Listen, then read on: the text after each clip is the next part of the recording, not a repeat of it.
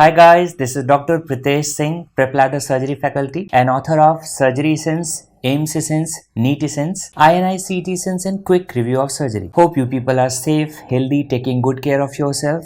So let's start the discussion of surgery questions of INI-CET July 2021. See this first question. A female patient presented to the hospital with right breast lump. On examination, the lump was located in upper outer quadrant with negative ipsilateral axillary lymph node. On mammography, the score was BI-RADS 4. BI-RADS 4 means suspicious lesion was there. Patient underwent breast conservation surgery. So in this patient, what was done? Breast conservation surgery was done. Final histopathology report revealed high-grade ductal carcinoma in situ. What is the next best step? So you know that we perform breast conservation surgery for stage 1, stage 2A, 2B lesions. Means for early invasive breast cancer, breast conservation surgery is performed. And after breast conservation surgery, there is high risk of recurrence. That's why after breast conservation surgery, in patients we give radiotherapy. So breast conservation surgery itself is an indication for radiotherapy. So straight away you can mark the correct answer what? As radiotherapy. If you see the histopathology report here, it is high grade DCIS. If a patient is having low grade DCIS, in low grade DCIS, what is sufficient? We go for lumpectomy. And if patient is having high grade DCIS, apart from lumpectomy, what is given? Radiotherapy. Clear? So what is the next step after breast conservation surgery in this particular patient? The correct answer is what? Radiotherapy. If HER2 new status is positive, yes, in that case we can give trastuzumab. Whenever the size of tumor is more than 1 centimeter, there is positive lymph node or adverse prognostic factors. In those cases, we can give chemotherapy also. But the question is asked, next step. So after breast conservation surgery, what is the next step? The next step is radiotherapy. So correct answer for this question is B, radiotherapy. Related to the management of ductal carcinoma in situ, see what's written in shorts. That if the patient is having DCIS with evidence of extensive disease, like the size is more than 4 centimeter or diseases involving more than one quadrant, in these cases we go for mastectomy. Otherwise, if a patient is having low grade DCIS, only lumpectomy is sufficient. If a patient is having high grade DCIS with lumpectomy, we have to go for radiotherapy. So if the patient is having limited disease, DCIS, you go for lumpectomy with radiotherapy. So correct answer for this question is B, that is radiotherapy. See the second question. A young female with history of renal calculi complain of bone pains, abdominal cramps, psychosis. On investigations, multiple fractures were discovered and serum calcium and PTH was raised. So there was raised PTH and serum calcium. It means this patient is having primary hyperparathyroidism. Which of the following is best investigation to arrive at diagnosis? So first see, what's the classic pentad of primary hyperparathyroidism? There is kidney stones, painful bones, abdominal groans, psychic moans, fatigue overtones. Here you can see there is renal calculi, kidney stones, bone pains, painful bones, abdominal cramps, abdominal groans and psychic moans. It means this patient is having primary hyperparathyroidism. What is the most common cause of primary hyperparathyroidism? It is parathyroid adenoma. And in majority of cases, it's a solitary adenoma involving which part of parathyroid? Inferior. So it's a solitary parathyroid adenoma present in inferior parathyroid.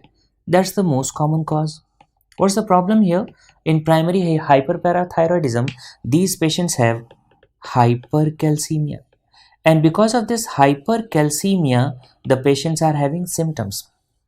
Initially, these patients are having classic pentad, but because of availability of automated blood analyzer or auto analyzers, what patients are diagnosed at much earlier stage.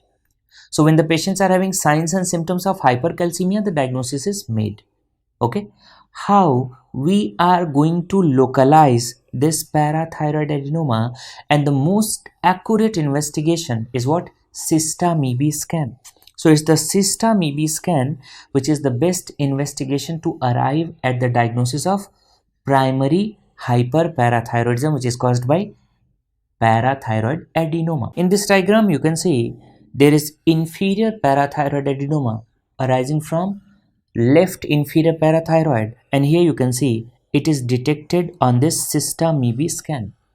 In Bailey it's written that this Cyst-MB scan is the most accurate and reliable imaging method for parathyroid gland, right? And the Cyst-MB scan, it can detect parathyroid adenoma even in ectopic positions also.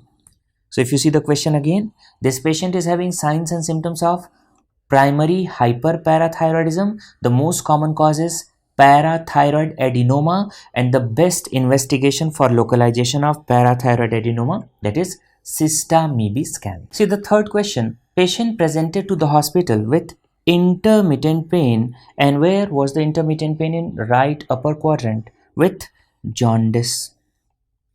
Right upper quadrant, intermittent pain, jaundice. On investigations, there are multiple gallstones.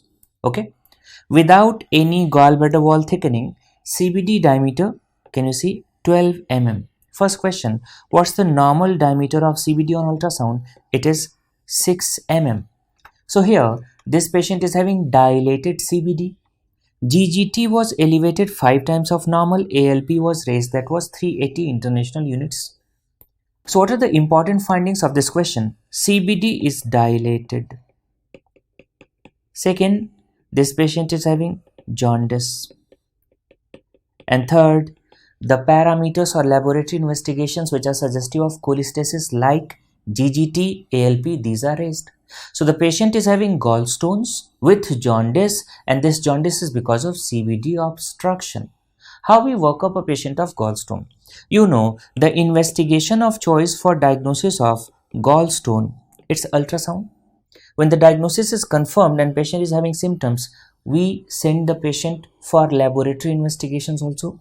Before laparoscopic cholecystectomy, important investigation, LFT.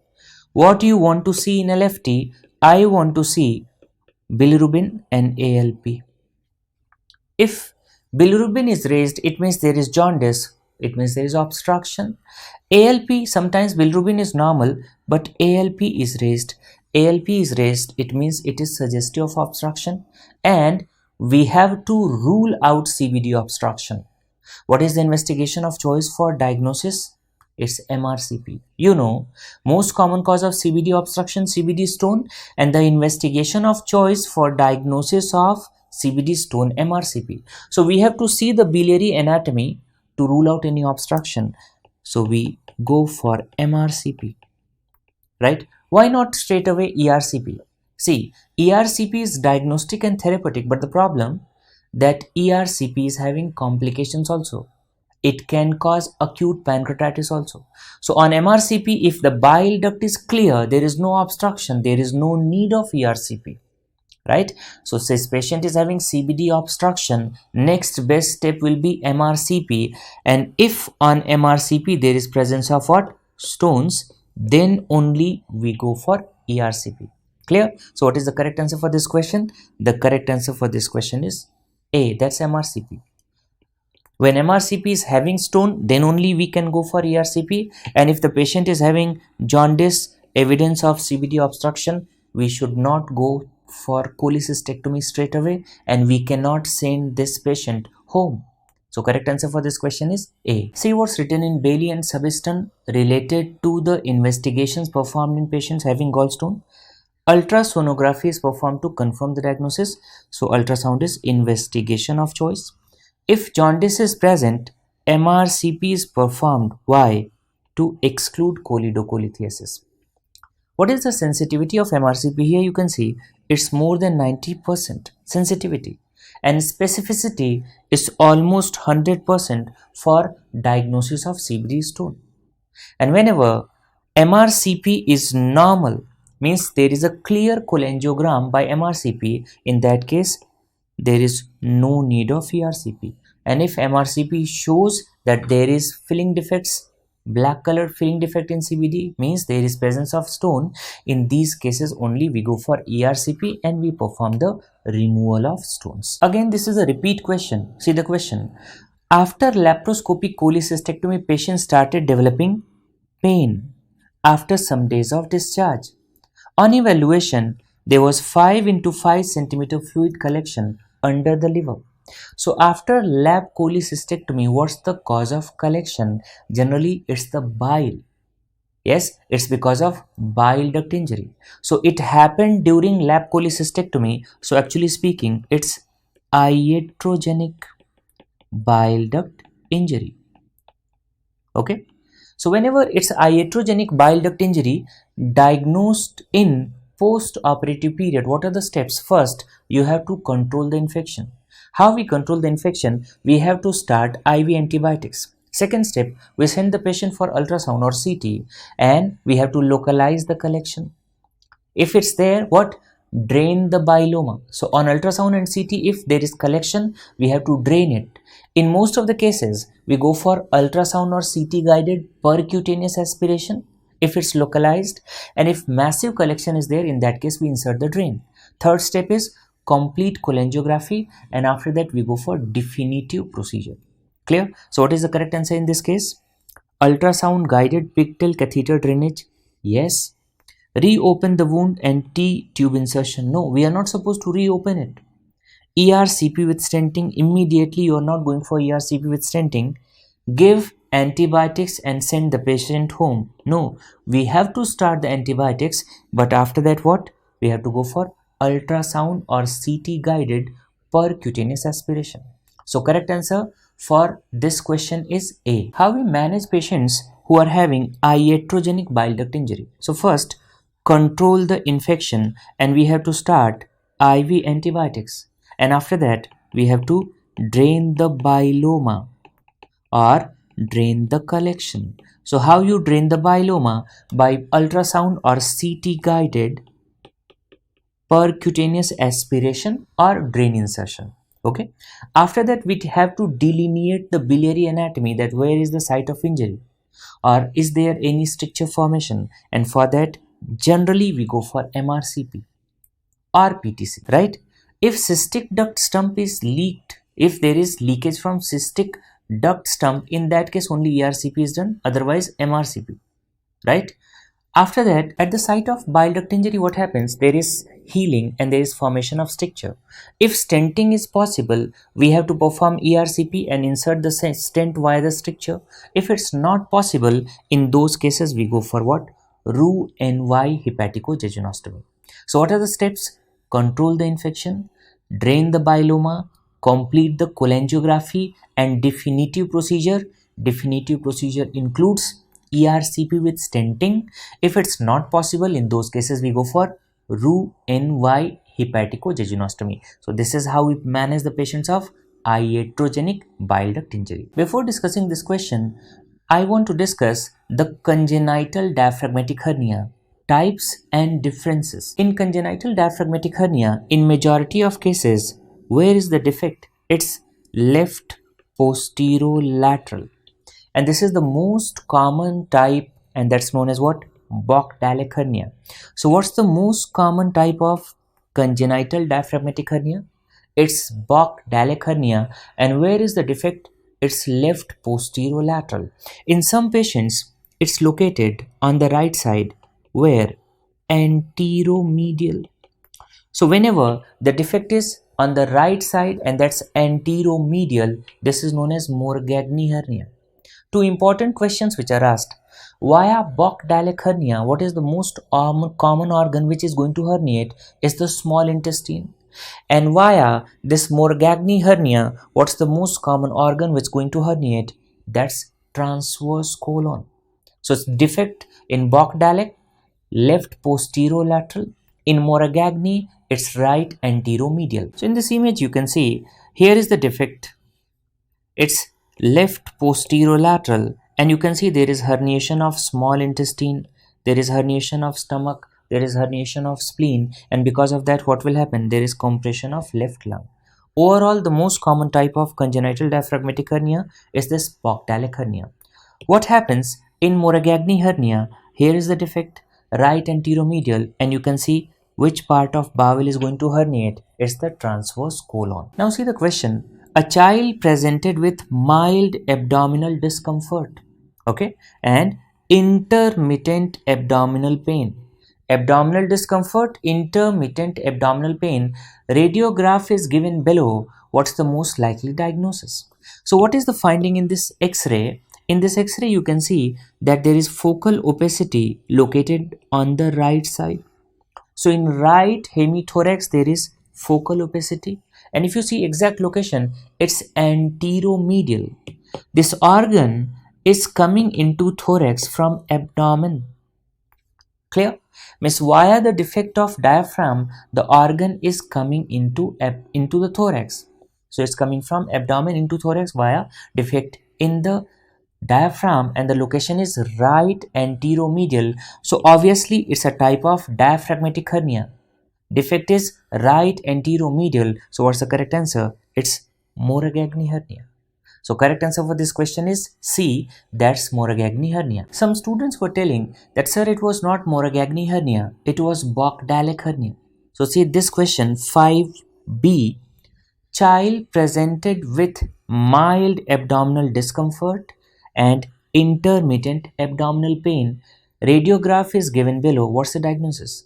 Imagine this X-ray is given. So what's the finding first? See, here you can see that air containing and walled structure located on the left side of hemithorax in relation to lung, where in the left lower lobe region. So in left hemithorax, air containing structure located in the left lower lobe region, and if you see the origin, it's arising from below the diaphragm. So organ arising from below the diaphragm entering into left side of hemithorax. So obviously it's a type of diaphragmatic hernia. And which diaphragmatic hernia? Yes, it's the Bogdalic hernia, because we discussed it is left posterolateral. So if this kind of X-ray is there, obviously what will you mark? You will mark Bogdalic hernia as the correct answer. So correct answer for this question is A, it's the Bogdalic hernia. Some students were telling that no sir, the image was totally different. It was gastric volvulus. So read this question. Child presented with intermittent abdominal pain, and what else? There is vomiting.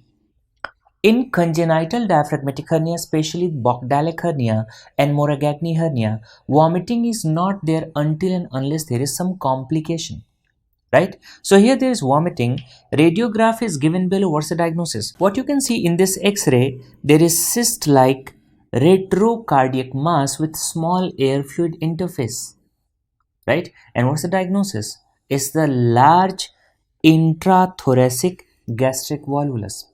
It's the large intrathoracic gastric volvulus. So on the basis of clinical findings, with abdominal pain there is vomiting, and there is large retrocardiac mass with air fluid interface. So it is suggestive of what?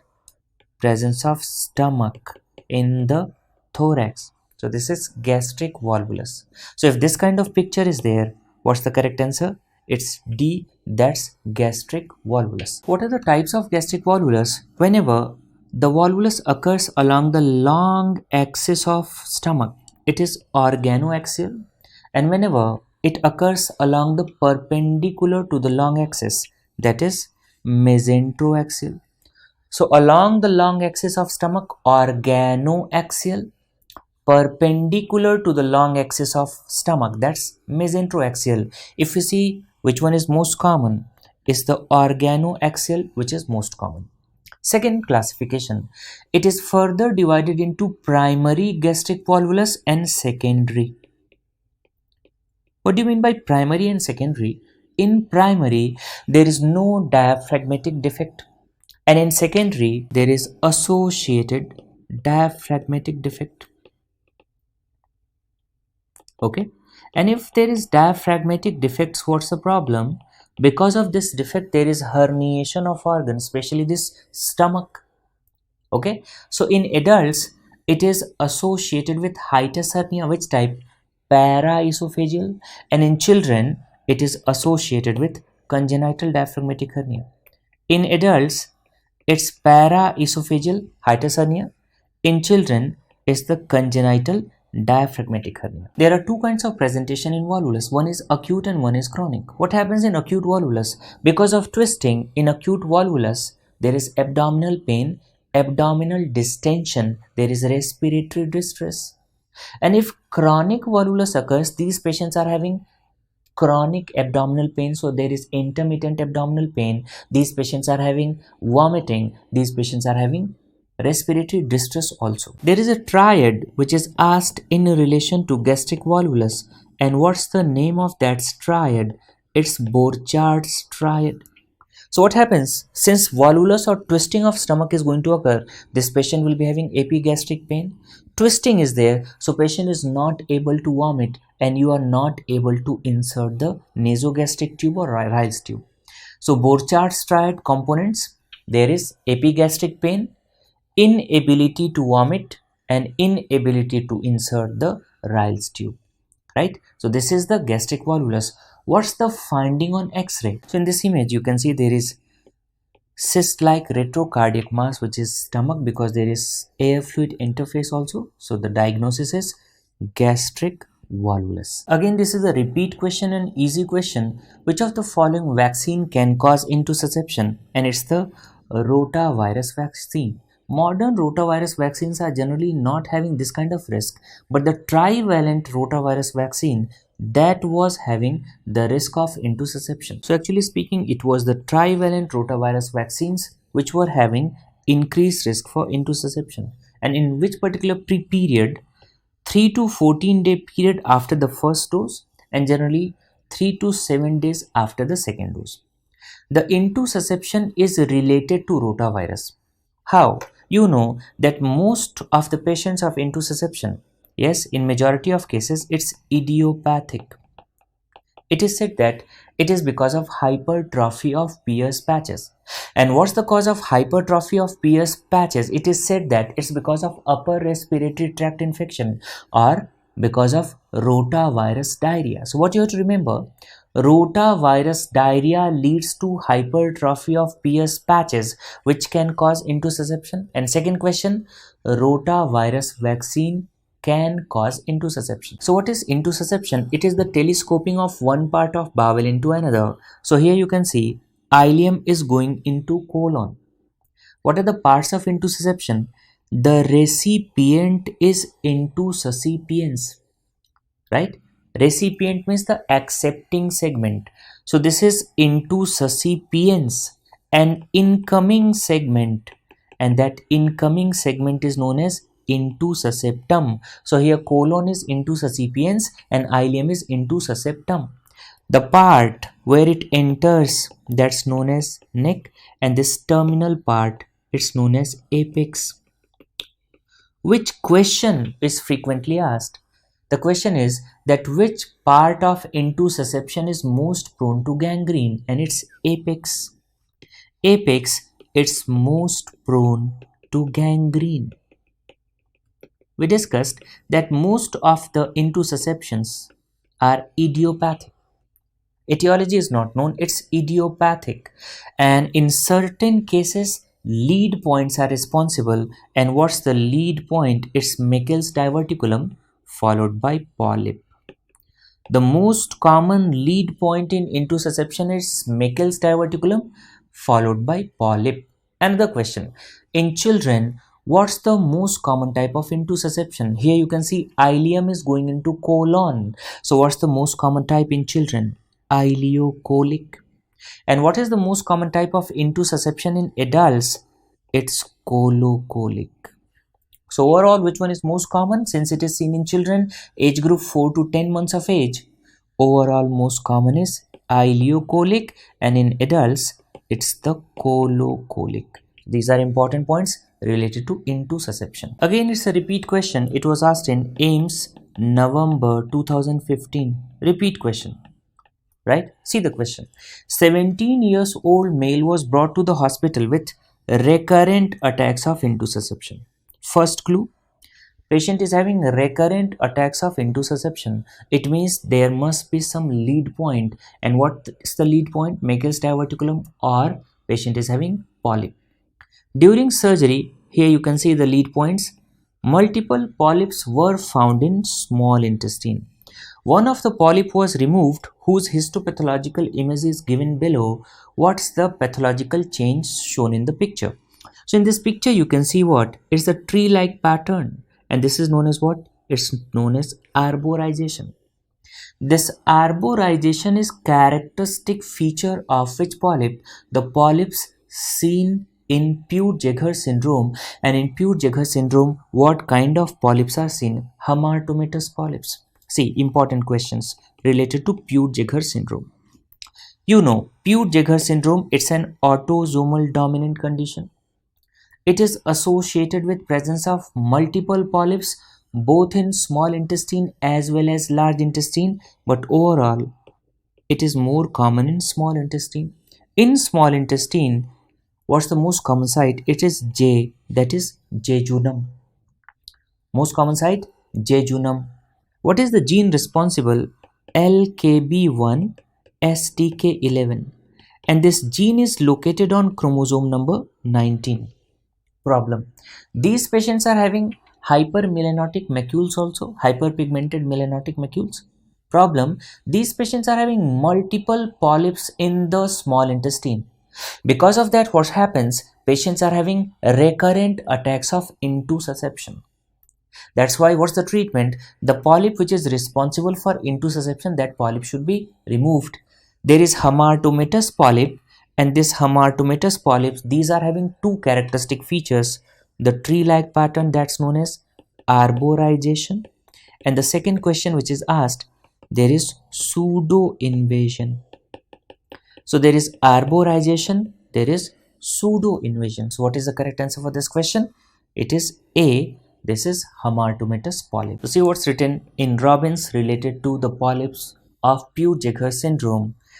Arborization and presence of smooth muscle intermixed with lamina propria are helpful in distinguishing the polyps of Peutz-Jeghers syndrome from juvenile polyps. So this arborization, pseudo-invasion, these are characteristic features of hamartomatous polyps present in Peutz-Jeghers syndrome. It's an easy question. Which of the following is excreted in the urine in carcinoid tumor? You know, in carcinoid tumor, generally there is excessive production of 5-hydroxytryptamine, which is also known as serotonin, right? Its byproduct is excreted in urine, and we are going to measure that byproduct over 24 hours in urine, and that is 5-hydroxyindole acetic acid. So it's 5-hydroxyindole acetic acid that is excreted in urine. So correct answer for this question is A. Carcinoid tumor is very, very important topic. It's a hot topic. Every year there is 1 or 2 questions related to this particular topic. So let's discuss carcinoid tumors. So what's the problem in carcinoid tumor cell? There is excessive production of serotonin or 5-hydroxytryptamine. Because of secretion of this 5-hydroxytryptamine, what? There is raised 5-hydroxytryptamine in the blood also. So there is action of monoamine oxidase, there is action of aldehyde dehydrogenase, and it is further converted into 5-hydroxyindole acetic acid. This 5-hydroxyindole acetic acid is filtered by the kidney and it is excreted into the urine. So over a period of 24 hours, we are going to assess the level of 5-hydroxyindole acetic acid, and it's raised in carcinoid tumor. Clear? It means the diagnosis of carcinoid tumor is made in the laboratory. So diagnosis is confirmed by this laboratory investigation, but you are not having the idea where is the tumor. So for localization of tumor, we go for what? Somatostatin receptor scintigraphy. It's the initial investigation of choice for localization and staging. I'm repeating, initial investigation of choice for localization and staging. It's SRS. And if the question is asked, what's the best investigation for localization of carcinoid tumor, you have to remember that's DOPA PET. It's the DOPA PET. Other questions which are asked in relation to carcinoid tumor, first is that what's the most common site, and you know the most common site is bronchus, followed by ileum, followed by rectum, followed by appendix, followed by colon, followed by stomach. So what's the mnemonic? Birex. Bronchus, followed by ileum, followed by rectum, followed by appendix, followed by colon, followed by stomach. Clear? Imagine if the question is asked what's the most common site, and the options are small intestine and bronchus. So small intestine means it's duodenum plus jejunum plus ileum, and the combined incidence in duodenum, jejunum, ileum, it's more than bronchus. So if you have to choose between small intestine and bronchus, so it's small intestine. So actually speaking, it's the small intestine followed by birex. Another twist in the question. If the question is asked, overall most common site of carcinoid tumor is respiratory tract or GIT. So what's the correct answer? Overall, it's the GIT followed by respiratory tract.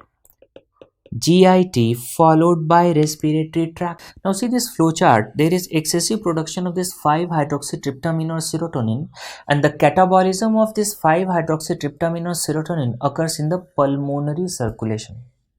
Right? It means in patients of carcinoid tumor there is involvement of heart. So which side of heart is most commonly involved? It's the right side or left side? Since catabolism occurs in pulmonary circulation, so obviously is the right side of heart which is more commonly involved as compared to the left side. Second, first valve which comes in contact with serotonin is most commonly affected. So it's the tricuspid valve which is most commonly affected than pulmonary, and regurgitation is more common than stenosis. Important questions. Right side more than left, tricuspid more than pulmonary, regurgitation is more common than stenosis. So what's the most common valvular abnormality seen in patients of carcinoid heart disease? That's TR followed by PR followed by TS followed by PS. Tricuspid regurgitation followed by pulmonary regurgitation followed by tricuspid stenosis followed by pulmonary stenosis. Right? These are important questions you have to remember. Diagnosis is made by measuring 24 hours urinary estimation of 5-hydroxyindole acetic acid, initial investigation of choice for localization SRS, and the best investigation for localization of carcinoid tumors, that is DOPA PET. See this question again, it's an indirect repeat question. Which of the following matching is correct related to confirmation of diagnosis? It's confirmation of diagnosis. So what's the gold standard investigation or investigation of choice for confirmation of Hirschsprung's disease? That's rectal biopsy. And what you find in rectal biopsy, there is absence of ganglion cells. This is correct. Carcinoma colon. How we make the diagnosis of carcinoma colon? It's the colonoscopy with biopsy. So actually speaking, it's colonoscopy plus biopsy. So this is incorrect. What is the investigation of choice for diagnosis of CA breast? It's biopsy. You know, first investigation done in a suspected case of breast cancer is mammography. But the investigation of choice for diagnosis of carcinoma breast, it's biopsy. In carcinoma bladder, how we make the diagnosis? We perform cystoscopy plus biopsy. So it's cystoscopy plus biopsy. So this is also wrong. So correct answer for this question is A, that the diagnosis of Hirschsprung's disease is made by biopsy, rectal biopsy. So what's the problem in Hirschsprung's disease? You can see there is absence of ganglion cells, and because of the absence of ganglion cells, There is absence of ganglion cells in both Auerbach plexus as well as Meissner's plexus. In both Auerbach plexus and Meissner's plexus, there is absence of ganglion cells. So here you will notice that affected segment is contracted and the proximal segment is dilated. How we are going to manage this patient? First, we have to confirm the diagnosis. So the gold standard investigation for diagnosis is rectal biopsy, and in rectal biopsy, there is absence of ganglion cells. You have to excise the abnormal segment. So what we do? We excise this abnormal segment, we perform temporary colostomy, and after that we perform the definitive procedure. So it's colostomy followed by definitive procedure. And what are the names of definitive procedures? That is Swenson, it's the Duhamel and Sauvé.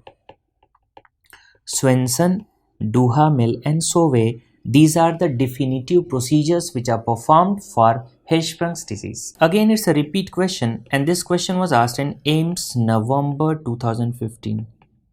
Same question was there. So identify the urinary crystal shown below. Can you see the shape? It is looking like Gmail icon. Yes. So this is envelope shaped or bipyramidal. And envelope shaped or bipyramidal crystals are seen in calcium oxalate. So correct answer for this question is D. It's calcium oxalate.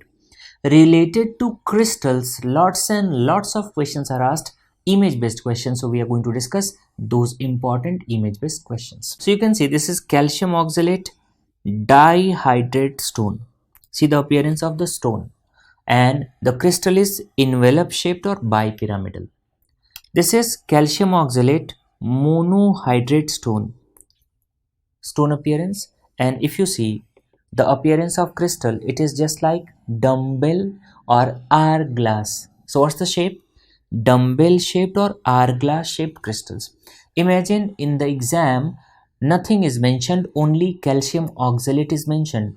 If calcium oxalate is mentioned in the question, you will assume that it is calcium oxalate dihydrate. Examiner wants to ask calcium oxalate monohydrate. In that case, the examiner will mention monohydrate. So in calcium oxalate dihydrate, there is envelope shaped crystals. In calcium oxalate monohydrate stones, there is dumbbell shaped or hourglass crystals. This is the cystine stone. See the appearance, and what kind of crystal? You can say it's hexagonal or benzene shaped. So hexagonal or benzene shaped crystals are seen in cystine stone. This is staghorn calculi because in the stone there is branching like horn of stag. Like horn of stag there is branching, so this is known as staghorn calculi, also known as triple phosphate stone, also known as struite stone, right? And can you see what's the shape of crystal? This was asked in NEET PG. It is coffin lid. So coffin lid crystals are seen in staghorn calculi, triple phosphate stones, also known as calcium magnesium ammonium phosphate stones, also known as struite stones. So these are uric acid stone, and see the shape of crystals. These are multifaceted like irregular plates or rosette shaped. So in uric acid stone, multifaceted irregular plates or rosette shaped crystals are seen. And this is needle shaped crystals or splinter like crystals, and these needle shaped crystals are seen in bruchite stone. It is seen in bruchite stone. Okay, so these are important image based questions related to crystals. This is also a repeat question. This question was asked in AIIMS May 2017. See the question. 65 years old male banker came for an ultrasound to renew the medical insurance. Okay, what's the problem? In the right kidney, 4 into 5 centimeter Bosniak type 3 complex cyst was found, and the picture of CT scan is given below. What's the most likely diagnosis? The classification of renal cyst is important, and this Bosniak classification is frequently asked in exam. Let's first discuss this Bosniak classification. According to Bosniak classification, total there are 5 types of cyst. So see what is type 1. Type 1, it's the simple benign cyst. Here you can see simple benign cyst, there is no risk of malignancy. Whenever in the benign cyst, you can notice that there is septation, and this white color you can see, this is calcification. So whenever in the benign cyst there is septation with minimal calcification, that's type 2.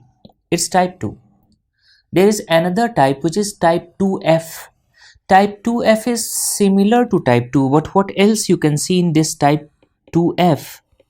Here you can see that type 2F cysts are thicker and nodular as compared to type 2. These are thicker and nodular as compared to type 2. Second thing, you can notice that there is calcification in the wall also. You can notice this white structure here, right? So this is calcification in the wall. So what is type 2F? This is thicker and nodular as compared to type 2, and these are having calcification in the wall. Type 3, which is mentioned here in the question, this is generally complex cyst. And what you can find in this cyst, here you can see that there is more prominent septations, and you can see these areas. These are the areas of calcification, white areas. So more prominent septations, more prominent calcification, and it's seen in type 3, which is a complex cyst. Type 4, it's malignant lesion. What are the findings here? There are large cystic components with irregular margins. So here you can see calcification also. So type 4 is a malignant lesion with large cystic component, and these are having irregular margins. Sometimes the questions are asked related to the risk of malignancy. So if we see type 1 and type 2, there is no risk of malignancy. It's 0%. And if you see type 2F, in type 2F, it's 5%. In type 3, it is 50%.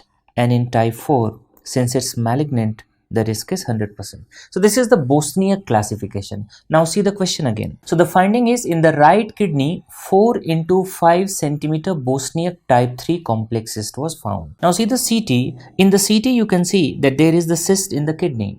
And in the cyst, you can notice that there are relatively black areas. Fat is having negative density on CT. Fat is having negative density. It is having -20 to -80 Hounsfield units on CT, and fat appears black. So this is the cystic lesion which is containing fat, and which tumor of the kidney is having fat? It's already mentioned in that tumor, lipoma. So angiomyolipoma is composed of matured vessel, muscle, lipoma, fat. So it's the angiomyolipoma which is having characteristic presence of fat. Fat is having negative density on CT, appears relatively black. So this is what angiomyolipoma. You can rule out this. On oncocytoma, this kind of appearance is there. This is known as central stellate scar. So you can see this is the appearance of oncocytoma, and this oncocytoma is having what? Central stellate scar on CT. So you can easily differentiate oncocytoma from angiomyolipoma. How to differentiate angiomyolipoma from RCC? See, in angiomyolipoma, presence of fat and absence of calcification differentiates it from RCC. Presence of fat, absence of calcification differentiates angiomyolipoma from RCC. So if you see the question again, in oncocytoma we discussed there is central stellate scar, there is no fat. Angiomyolipoma, there is presence of fat which is having negative density on CT, appears black. Perinephric cyst, it's not the condition. If you see RCC, here the mass is enhanced with use of contrast. So in contrast enhanced CT, the mass is enhanced. Clear? So what is the correct answer for this question? It's B, that's angiomyolipoma. Certain students were having this opinion that, sir, there was a different image in the question. So language was almost same. 65 years old male banker came for an ultrasound to renew his medical insurance. Right kidney, 4 into 5 centimeter Bosniak type 3 complex cyst was found. picture of CT scan is given below. What's the most likely diagnosis? In this image, you can see that there is large right kidney mass. You can see this mass arising from the kidney. So large right kidney mass, simultaneously there are areas of necrosis. Second important finding, you can see this yellow arrow. So here you can notice that there is extension of the tumor. There is involvement of which vein? Right renal vein. So large mass arising from right kidney with central necrosis, and there is renal invasion of right renal vein. So what is the diagnosis? RCC, because you know in RCC there is vascular invasion, and the most commonly vein involved, renal vein. Via renal vein there is involvement of IVC, and the tumor thrombus can reach up to right atrium.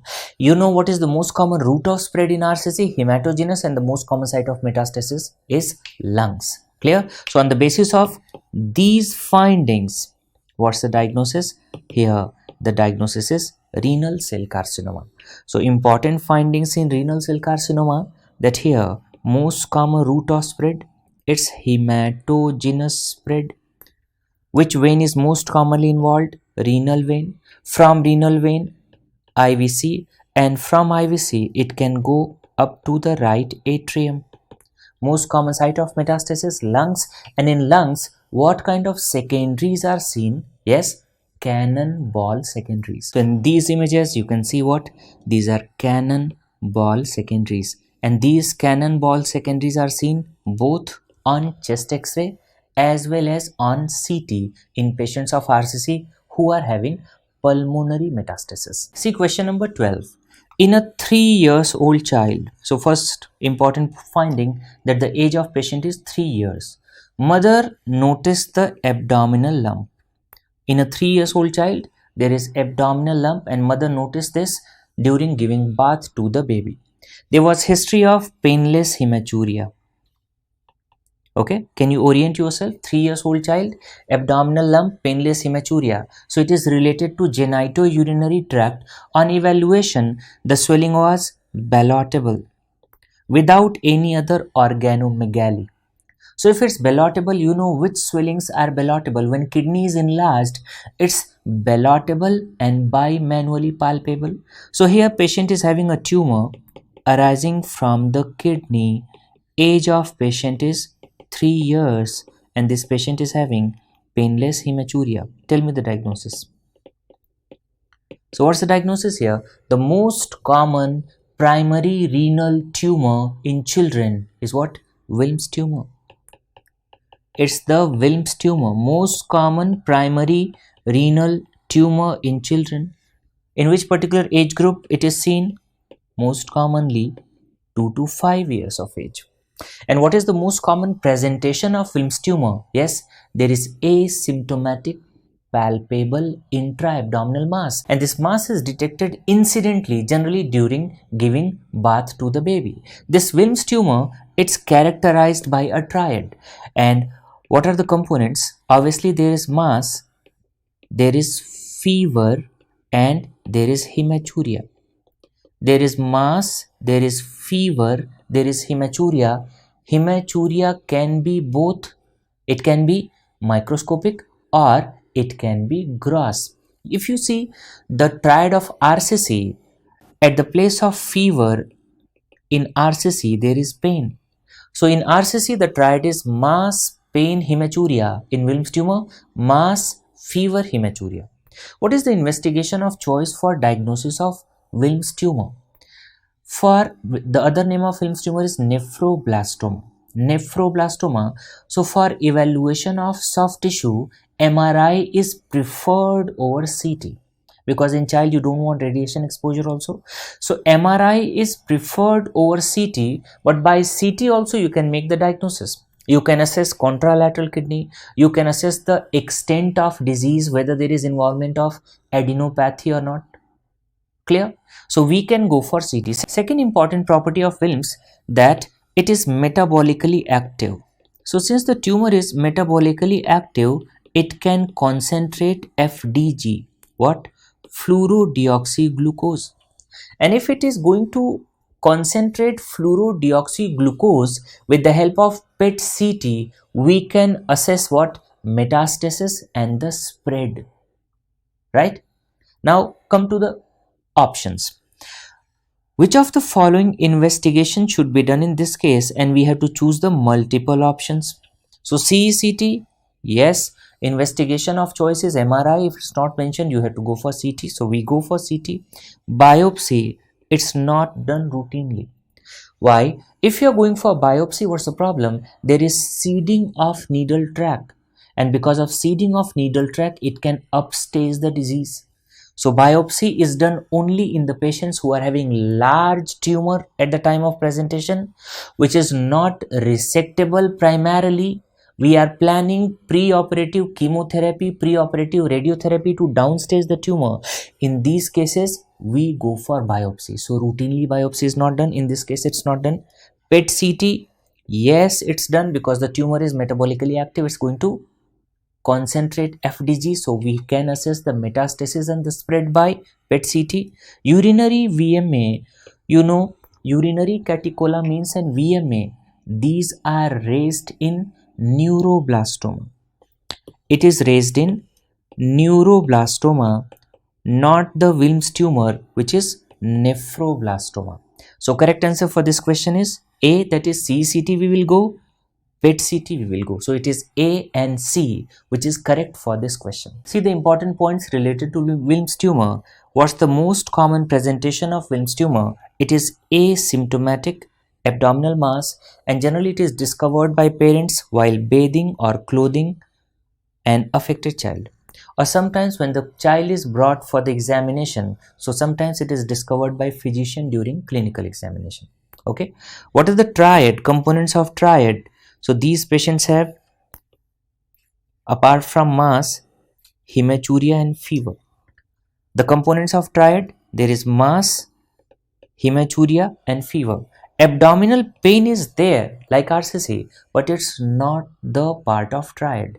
Patients of Wilms tumor, they might have hypertension also. So in how many patients you will notice hypertension? In 25% patients. So this is related to presentation. Now see the important points related to diagnosis and investigations. So Smith urology says that both ultrasound and CT scanning is performed initially to evaluate the mass. Why CT is done? CT is performed because it is going to provide you the useful information regarding tumor extension, what is the status of contralateral kidney, and whether there is presence of regional lymphadenopathy or not. We are going for PET-CT or not? Yes. Why? Because the tumor is metabolically active, it is going to concentrate FDG. So regional spread and metastatic lesion, this can be visualized by PET-CT.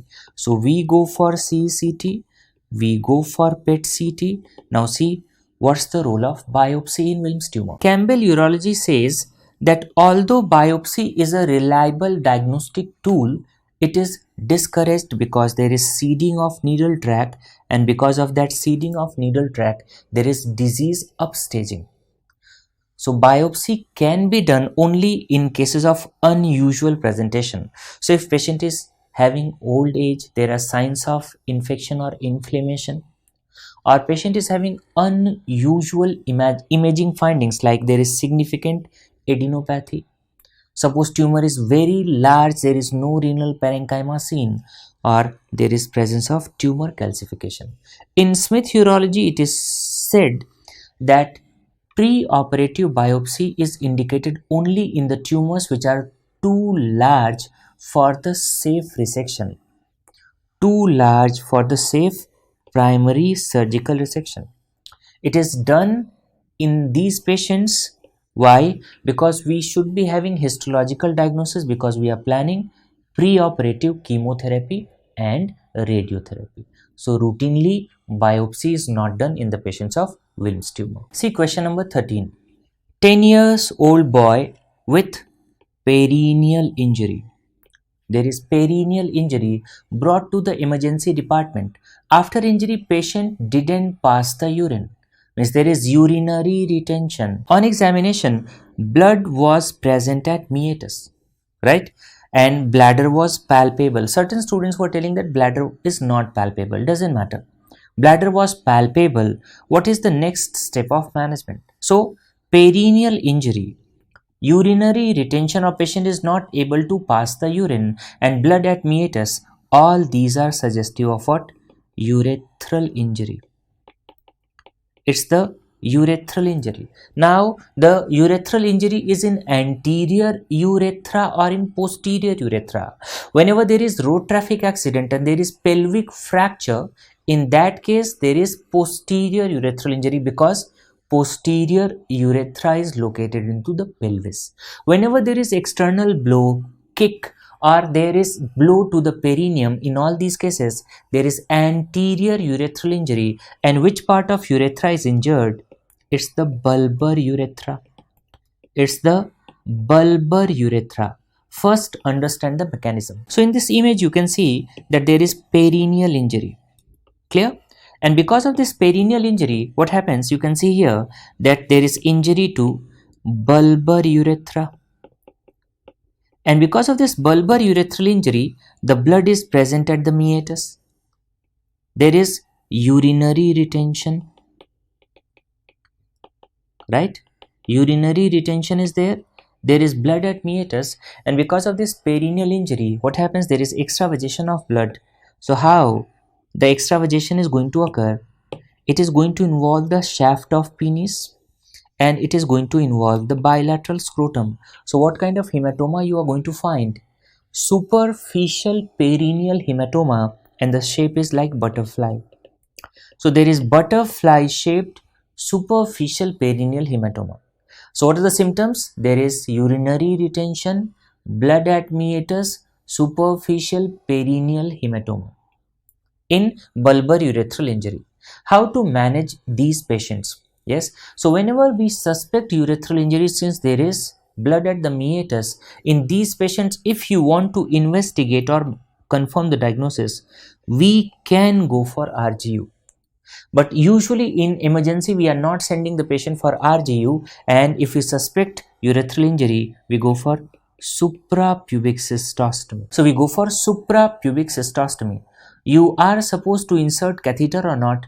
Generally, catheter should not be inserted. Why? Because imagine a patient who is having partial tear and you are trying to insert what? Catheter.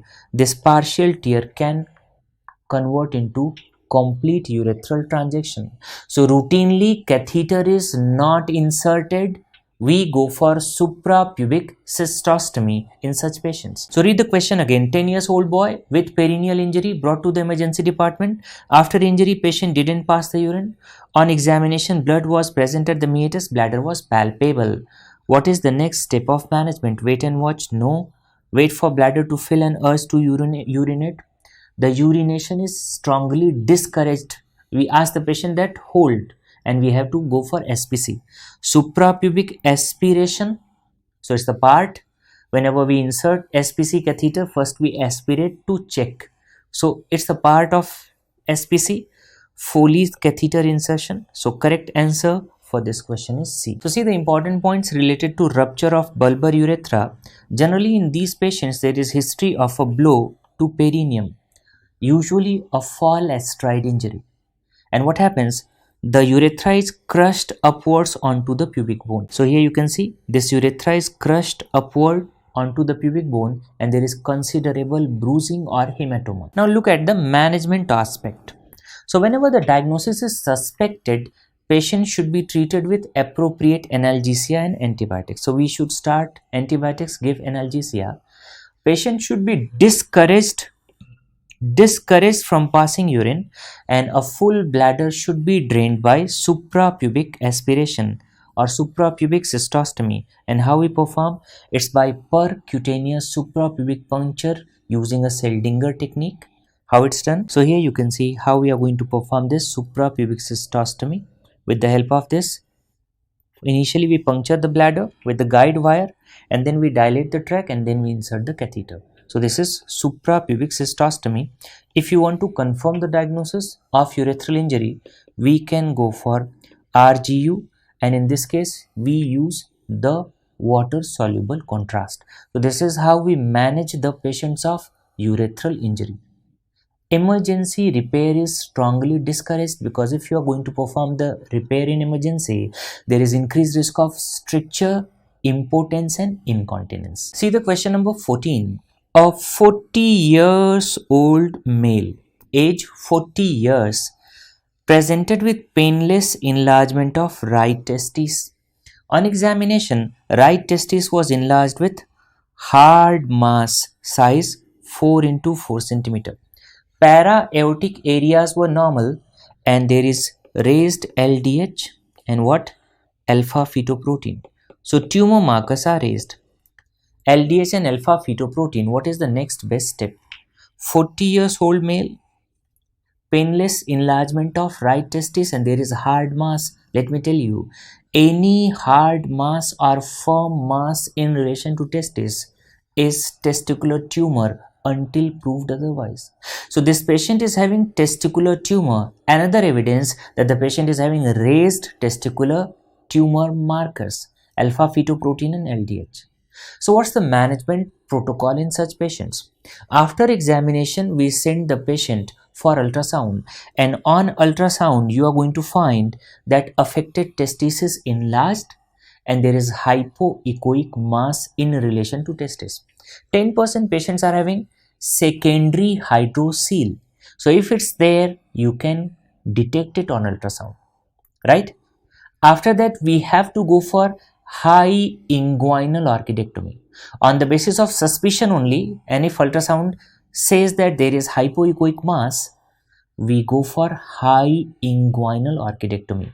FNAC and biopsy, these are contraindicated in testicular tumor.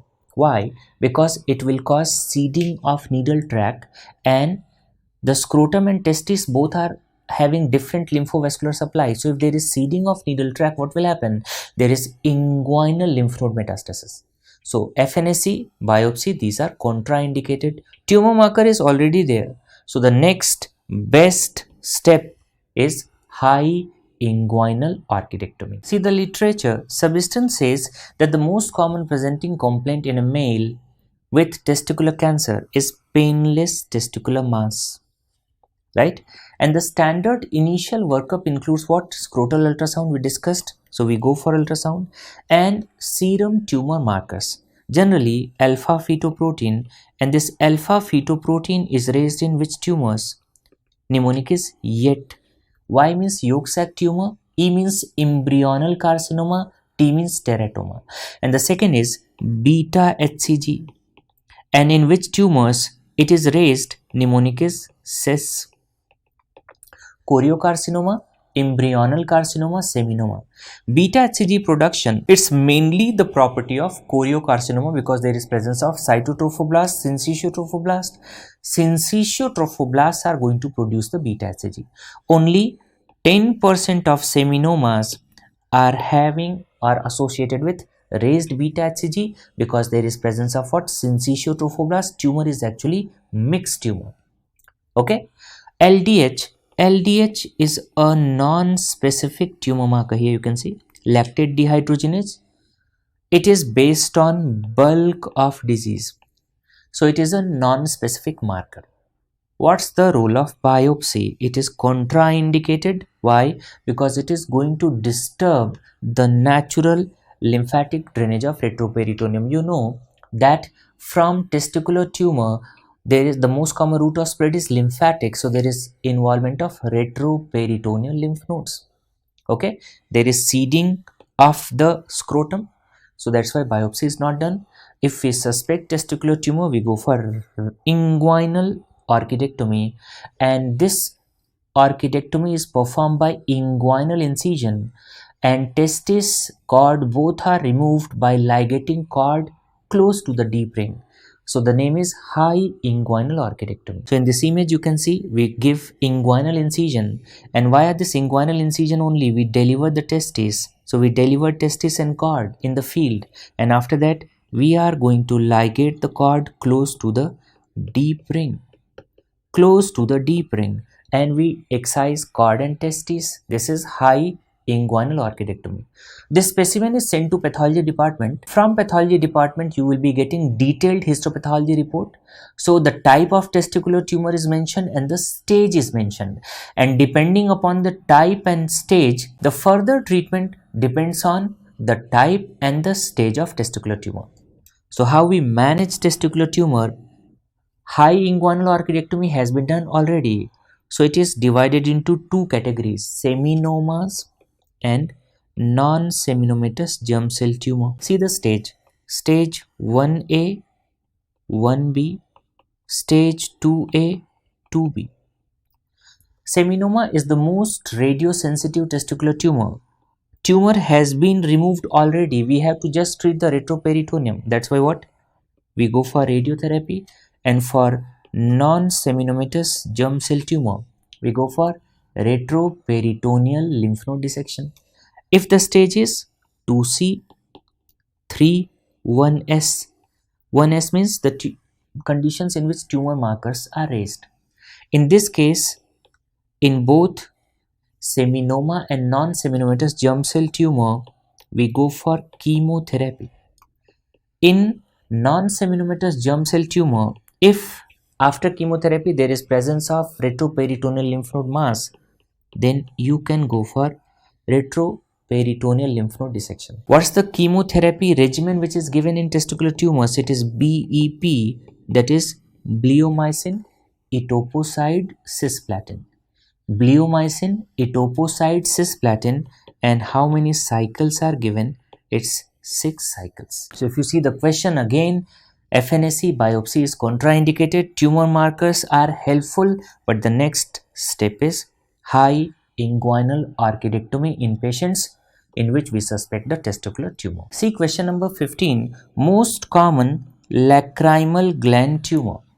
So let me tell you one important finding, that the tumors of lacrimal gland have marked similarity with the tumors of parotid gland. The tumors of parotid gland. So what's the most common tumor of parotid? That is pleomorphic adenoma, and when it becomes malignant, it is known as pleomorphic adenocarcinoma. So in lacrimal gland tumor, the malignancy is more common. So out of given options, which one is most common? It is pleomorphic adenocarcinoma. See what's written in Parsons related to the tumors of lacrimal gland, that the tumors of lacrimal gland show very marked resemblance to those of parotid. And what's the commonest? It is pleomorphic adenocarcinoma. So correct answer for this question is A, that is pleomorphic adenocarcinoma. See the question number 16. Triage means, it's a repeat question. Triage means to sort out. So generally in mass casualties like bomb blast and earthquake, triage is going to identify the patient who will be benefited most by being treated earliest. The patient who is going to get maximum benefit by getting the earliest treatment. Okay, so triage means to sort out. In triage, there are 4 triage tags which are used. So first is the literature related to triage. It is derived from the French verb that is trier. Okay, so triage means to sort. It's the cornerstone of management of mass casualties, and it aims to identify the patient who will benefit the most by being treated the earliest. Means the greatest good for the greatest number in cases of mass casualties. This is one question. Sometimes they will ask the questions related to triage tags. So this is the red. Red is the first priority, and it is used for the patients who are most critically injured. The patients who are most critically injured, the first priority. So here we put the red color tag. If patient is less critically injured and what urgent care is required, we use yellow tag. Green tag is used for the patients who are ambulatory patients, and generally in these patients there is no life or limb threatening injury. If the green tag is used, it's the third priority. In these patients there is no life or limb threatening injuries, and last priority is Black because these patients are dead or moribund patients. So these are dead or moribund patients, right? So these are the 4 triage tags used. See question number 17. Most delayed sign of compartment syndrome. 6 months back, the similar question was asked in FMG, and in that exam, the question was asked, which of the following is associated with worse prognosis? So the late sign is pulselessness. Pulselessness is the late sign. And which of the following is associated with worst prognosis? It's the paralysis. Paralysis portends worst prognosis in the patients of limb ischemia, in the patients of compartment syndrome. So most delayed sign of compartment syndrome is pulselessness. So correct answer for this question is B. See what Bailey says about compartment syndrome. Generally, compartment syndrome occurs in the patients who are having closed lower limb injuries. Which patients? Patients who are having closed lower limb injuries, and in these patients, the compartment syndrome patients, the compartment pressure is more than 30 mmHg, and because of that, perfusion is affected. That's why these patients are having severe pain, and what? There is pain on passive stretching of affected compartment muscle. There is distal sensory disturbances. There can be paralysis. If there is absence of pulse, it's a late sign. Yes, if the patient is having compartment syndrome, patient may have pulses. Okay, so absence of pulse is not mandatory for the diagnosis of compartment syndrome. It's a late sign. How we are going to manage? Any patient in whom the compartment pressure is more than 30 mmHg, or the patients are having signs and symptoms of compartment syndrome, we have to release the pressure and we have to go for fasciotomy. So the patients who are having compartment pressure more than 30 mmHg or signs of compartment syndrome, we perform fasciotomy, and it is performed both medially as well as laterally. So it is performed both on the medial aspect as well as lateral aspect. The name is fasciotomy. So the structures till fascia are divided. So what we divide? Skin, subcutaneous fat, fascia. And when you divide the fascia, you will notice that the muscle is going to bulge through the fasciotomy, right? So in patients of compartment syndrome who are having clinical signs of compartment syndrome or the pressure more than 30 mmHg, fasciotomy is done both on the lateral as well as on the medial side. Question number 18 is new question. See question number 18. Most common cause of post-operative admission after day care procedure. Okay, so what's the most common indication of admission after day care procedure, post-operative admission? And that's acute pain followed by hemorrhage or hematoma, followed by hemorrhage or hematoma, followed by retention of urine, retention of urine. Okay, so if you see the options, nausea, vomiting, no. Respiratory distress, no. Bleeding, hypotension, which one? Bleeding, because this is the second most common indication. The most common is acute pain. See the literature related to the indications of post-operative admission after day care procedure. So it's the pain and hemorrhage which are the most common reasons for emergency department use and hospital admission in adults following ambulatory surgeries or day care surgeries. Clear? So the most common indication is acute pain followed by hemorrhage and hematoma followed by retention of urine. So correct answer for this question is D, that's bleeding. Question number 19. Angle of needle with the skin for interrupted suture should be. So whenever you are going for suturing, you know that the angle with incision is 90 degree. So at 90 degree, the needle should pierce the skin edge. So how much is the angle? It's 90 degree. So here you can see the needle is going to pierce the skin at right angle. So it is going to pierce the incision at right angle. It is going to traverse both edges and exit again at right angle, and then we are going to apply the knot. So in interrupted suture, the angle of needle with the skin should be how much? 90 degree. Correct answer for this question is D. Question number 20. In a COVID positive patient who was symptomatic and recovered at home, 2 points you have to notice. Patient was symptomatic but recovered at home without hospital admission. Elective surgery can be planned after. See, the timing of elective surgery after COVID is dependent on symptoms and severity. The timing is dependent on symptoms and severity of COVID.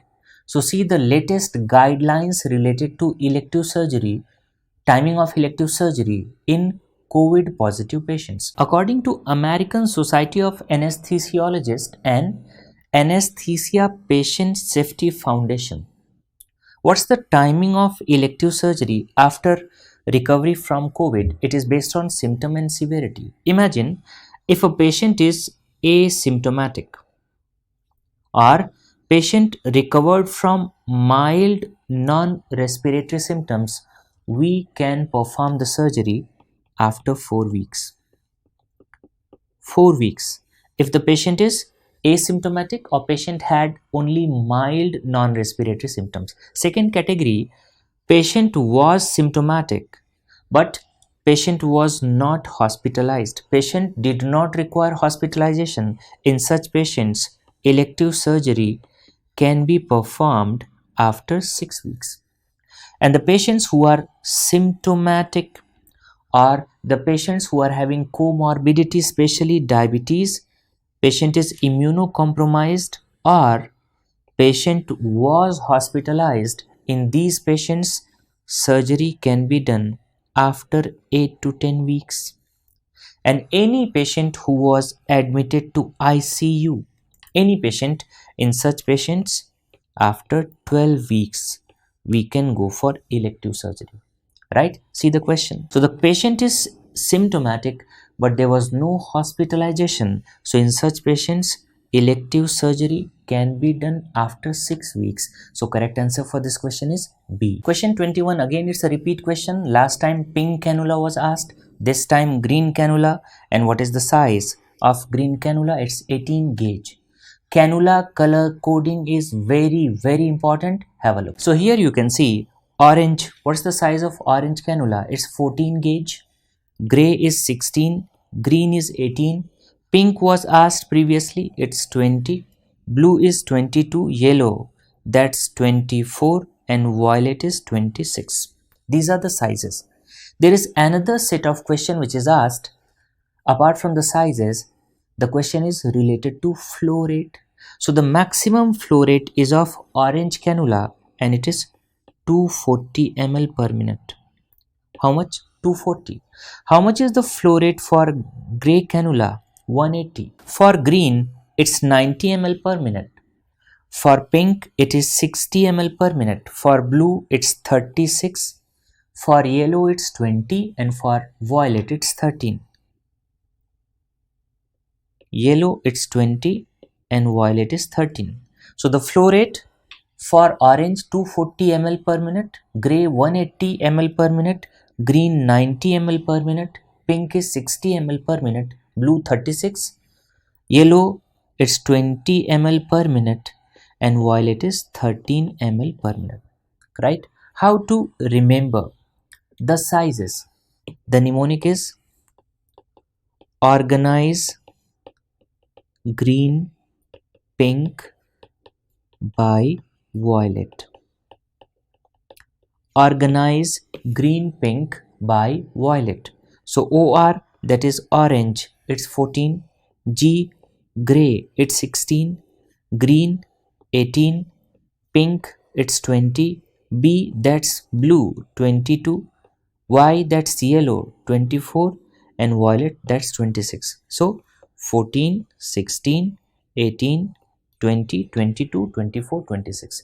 So these are the sizes of various cannulas. Question number 22 is also a repeat question. What is the name of this instrument which is used in Laparoscopy to insufflate the abdomen, and you know this is Veery's needle. We use two instruments for creation of pneumoperitoneum. One is closed method and the second is open method. In closed method, you know, we use this Veery's needle, and in open method, we use Husson cannula. We saw the Veery's needle, which is used in the closed method for creating pneumoperitoneum. And what's the name of this cannula? This is Husson cannula.